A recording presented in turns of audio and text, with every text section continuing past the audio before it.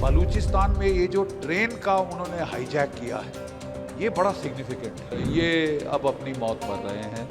जब वो कहते हैं जब सियार की मौत आती है तो शहर की तरफ भागता है। वो दिखा रहे बहुत रेपिंग चल रहा था, कभी अटैक हो रहा है, कभी अम्बुश हो रहा है, कभी पाकिस्तान आर्मी नुकसान बहुत हो गया। वो काफ़ी क्लेम कर रहा है तो हमको कर रहा है। उसका डिमांड है इंडिपेंडेंट है। वहाँ के लोग ऊपर वाले की मर्जी पे हैं। भीख मंगा देश बना दिया, बर्बादी के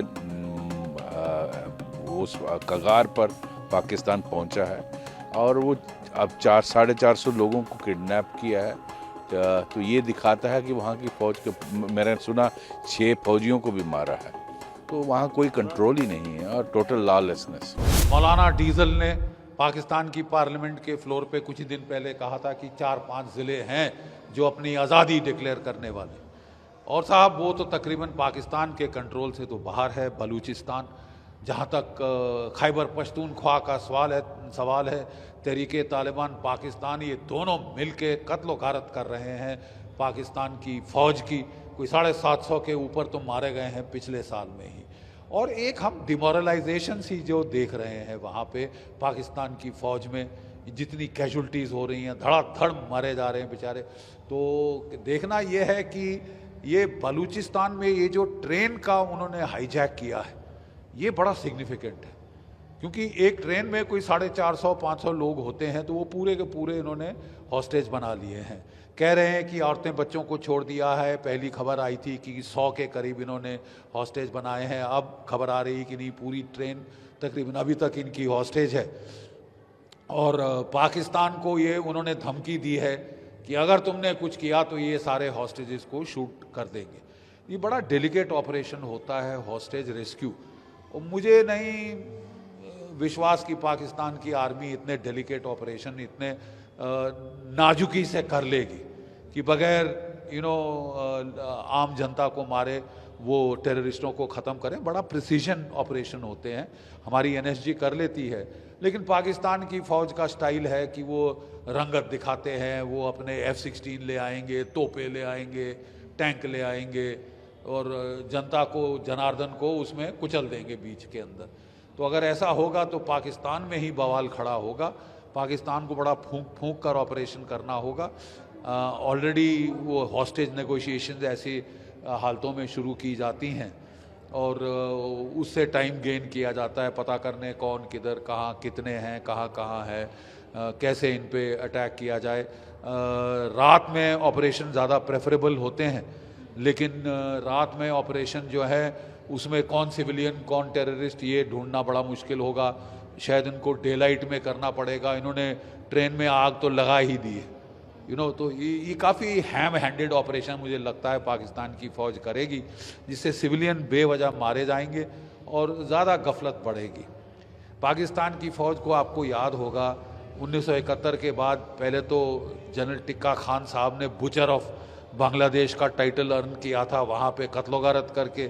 फिर वो बलूचिस्तान 1973 में वो फिर बुचर ऑफ बलूचिस्तान के नाम से वो कुख्यात हुए थे। अपनी फ़ौज के साथ पागलों की तरह टूट पड़े थे आम जनता, आम आवाम पे।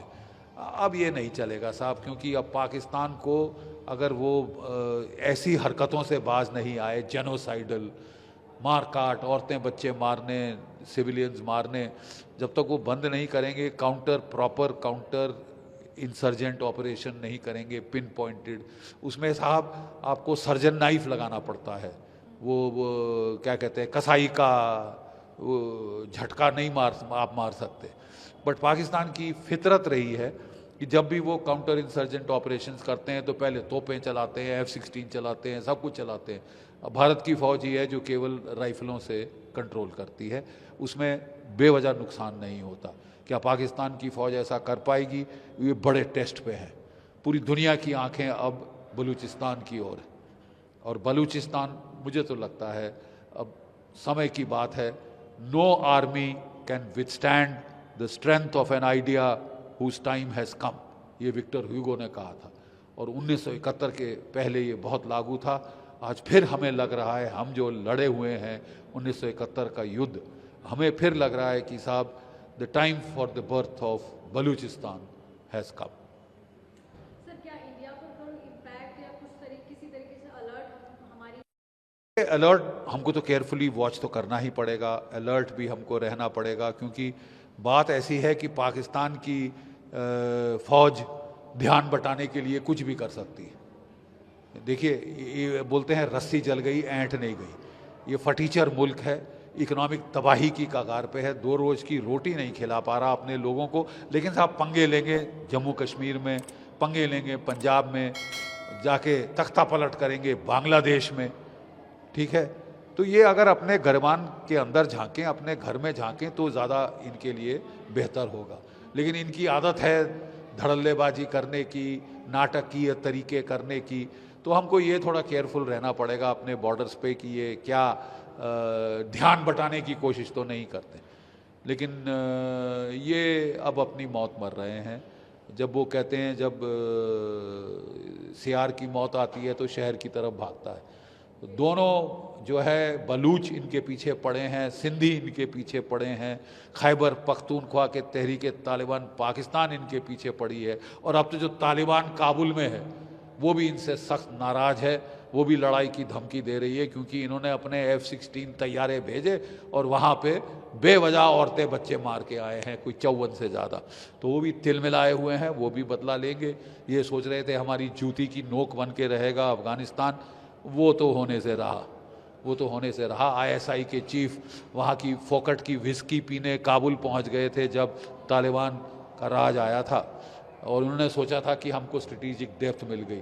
स्ट्रेटेजिक डेप्थ तो दरकनार साहब, अब आपकी तबाही का वक्त आ रहा है। ये तो जो हमारा अखबार आ गया था, ये बलूचिस्तान जगह में, उन्होंने ख़ुद बताया था ये, और तो उन्होंने अटैक कर दिया था, अम्बुश किया था। पाकिस्तानी ट्रेन आर्मी है वो, तो उनकी कम से कम काफ़ी मतलब हाई रैंक ऑफिसर है, उनकी साथी है, उन्होंने बिल्कुल कब्ज़ा कर दिया था, और काफ़ी लोग उनके पास कम से कम 800 लोग हैं, लेकिन मैं वो तो बच्चा भी है, कोई औरत भी है, उन्होंने ख़ुद रिलीज़ कर दिया था। बाकी 100 सोल्जर्स के ऊपर है उन्होंने ऑफिसर वो पाकिस्तानी आर्मी अभी रखा है। वो तो freedom Balochistan freedom army movement वाली उन्होंने क्लेम कर दिया था, ये उन्होंने प्रो इंडिपेंडेंट वाली के आर्मी है, वो उनकी मांग रही है, तो कुछ और डिमांड कर रहा है। ये तो बलूचिस्तान वो उन्होंने इंडिपेंडेंट मांग रहे, तो इसलिए अभी तक ये फ़िलहाल में वो तो जो युद्ध चल रहा वहाँ पर है, अभी पाकिस्तान आर्मी भी ख़ुद यूज़ कर रहा है, उनकी ड्रोन भी यूज़ कर रहे हैं, टैंक भी यूज़ कर रहे, अटैक हो रहा है, चल रहा रहेगा, कोई चलता रहेगा। अभी तक फ़िलहाल जो अखबार में वहाँ पर भी आ रहे लोग कहते हैं काफ़ी लोग मर गया था, लेकिन जितना इंफॉर्मेशन हमारे पास ये है इतना है। सर, ये डिमांड क्या है और किस तरह की कोई कैजुअलिटी वगैरह? देख, डिमांड है ये तो हमेशा, जिस वक्त में उन्होंने पाकिस्तान मतलब 7 मार्च में 1948, उसी वक्त में जब तक सब कॉन्टिनेंट डिवाइड हो गया, मतलब इंडिया पाकिस्तान बन गया था, उसी के बलूचिस्तान के प्रोविंस के अंदर, पाकिस्तान के अंदर उन्होंने कब्ज़ा कर दिया था, पाकिस्तानी है, तो इसलिए बलूची से बिल्कुल मानते नहीं है, तो बिल्कुल कह रहे हमारा इंडिपेंडेंट है स्टेट में, तो मांग रहे। उसी के वक्त में वो उन्होंने इंडिपेंडेंट मूवमेंट शुरू हो गया, तो इसलिए वहाँ पर ये तो काफ़ी एलिगेशन कर रहा है, ये तो हमारा लोग बहुत नुकसान हो गया, मारने के लिए पाकिस्तान आर्मी है, जैसे हाईजैक भी कर दें, मिसिंग हो रहा है, और एक्स्ट्रा जुडिशियल किलिंग भी हो रहा है, तो काफ़ी सफरिंग हो रहा है, और रेपिंग भी कर रहा है। लेकिन पाकिस्तान आर्मी ये वो डिनाई कर रही है, तो बिल्कुल गलत बोल रहा है, लेकिन किसी को मतलब ये कन्फर्मेशन नहीं हो रहा। आजकल के जब तक वो सोशल मीडिया काफ़ी शुरू हो रहा है और काफ़ी देते हैं, वो दिखा रहे बहुत रेपिंग चल रहा था, कभी अटैक हो रहा है, कभी अम्बुश हो रहा है, कभी पाकिस्तान आर्मी नुकसान बहुत हो गया, वो काफ़ी क्लेम कर रहा है, तो हमको कर रहा है। उसका डिमांड है इंडिपेंडेंट है, लेकिन पाकिस्तान बिल्कुल इंडिपेंडेंट नहीं देते, क्योंकि दो चीज़ है अभी तक बहुत अहमियत है। एक, वहाँ पर काफ़ी मतलब रिसोर्सेज है, मिनरल रिसोर्सेज है, और लोग में बहुत कम है, और बाकी मतलब ये जो इक्वल डिस्ट्रीब्यूशन ऑफ रिसोर्सेज वो नहीं हो सकता, इसलिए वहाँ पर बुरा हालत हो गई है, कब लूशी वाले लोग हैं। दूसरी बात भी है, ये पाकिस्तान का क्वेता वाले जो उनकी इकोनॉमिक कॉरिडोर बनाया था क्वाडर के लिए, उसके पाकिस्तान चीनी के साथ में उन्होंने $7 बिलियन चीनी में वो देने के लिए पाकिस्तान आर्मी, इसलिए पाकिस्तान के लिए छोड़ना नहीं कर सकता है, और अभी इसी कॉरिडोर एक्सटेंशन के लिए अफगानिस्तान के थ्रू भी हो सकता है। इसलिए बलूची पीपल कह रहे हमारे के लिए कोई बेनिफिट होना चाहिए। इसका मकसद यानी सिर्फ सिंधी वाले का है या पंजाबी वाले का, पाकिस्तान वाले को फ़ायदा होता है, लेकिन हमारा फ़ायदा भी होना चाहिए, शेयरिंग ऑफ रिसोर्सेज। तो इसलिए ये झगड़ा शुरू हो गया था, अभी ख़त्म नहीं हो रहा है। देख लेंगे, आजकल तो लोग कह रहे हमारे उनकी ये 28 मार्च में उन्होंने हेग यूरोप का अंदर है, वो कह रहे हमारा डेमोन्स्ट्रेशन चल रहा है, they wanted to show to the world the suffering of the people of Balochistan. Pakistan में होना था, पाकिस्तान बर्बादी के रास्ते में है, it at the brink of breaking. आपने अगर स्टेटमेंट देखा होगा मौलाना फजलुर रहमान का सेनेट में, उसने खुद कहा कि अब बलूचिस्तान में 6-7 डिस्ट्रिक्ट ऐसे हैं जहां पाकिस्तान की गवर्नमेंट, हुकूमत का और पाकिस्तान की आर्मी का कोई कंट्रोल नहीं है, और वो आज आज़ादी डिक्लेयर कर दें तो यूएन उसको रिकग्नाइज कर देगा। तो ये उनका अपना एडमिशन है, उसको गवर्नमेंट ने तो काउंटर किया नहीं, फौज ने काउंटर किया नहीं। इसी तरह टीटीपी उनको हिट कर रही है खैबर पख्तूनख्वा में, केपीके में। वहाँ भी बहुत सारा इलाका, 40 से 50% इलाका, वहाँ की फ़ौज का कोई कंट्रोल नहीं है। पुलिस तो पहले ही विड्रॉ कर गई थी, और मौलाना फजलुर रहमान ने सेनेट में ये उसके बारे में भी बोला कि पुलिस तो पहले ही विड्रॉ कर गई थी, अब आर्मी वहाँ से विड्रॉ कर गई है। तो वहाँ भी 50 से 60% एरिया जो है वो, वहाँ कोई मौजूदगी नहीं है किसी हुकूमत की। तो किसका कंट्रोल है? वहाँ टीटीपी का कंट्रोल है। तो ऐसे हालात में वहाँ की सरकार जब वहाँ के लोगों को कॉन्फिडेंस में नहीं लेती है और सिर्फ पंजाबी और पंजाबियत पर हुकूमत चलती है, तो ऐसे में कैसे पाकिस्तान इकट्ठा रहेगा? अभी आपने हाल ही में सुना कि वहाँ जो बलूचिस्तान के जितने भी टेरर आउटफिट्स हैं, बीएलए हो गया, उनके साथ में जो दूसरे तंजीमें हैं, और इवन सिंध के जो तंजीमें हैं, सब ने मिलकर एक यूनाइटेड फ्रंट बनाया है जो पाकिस्तान की फ़ौज को और वहाँ की हुकूमत को चैलेंज कर रही है। तो वहाँ की हालत जितना कम बोला जाए उतना अच्छा है। वो तो वहाँ के लोग ऊपर वाले की मर्जी पे हैं। भीख मंगा देश बना दिया, बर्बादी के उस कगार पर पाकिस्तान पहुँचा है, और वो अब 400-450 लोगों को किडनैप किया है। तो ये दिखाता है कि वहाँ की फ़ौज के, मैंने सुना 6 फौजियों को भी मारा है। तो वहाँ कोई कंट्रोल ही नहीं है और टोटल लॉलेसनेस।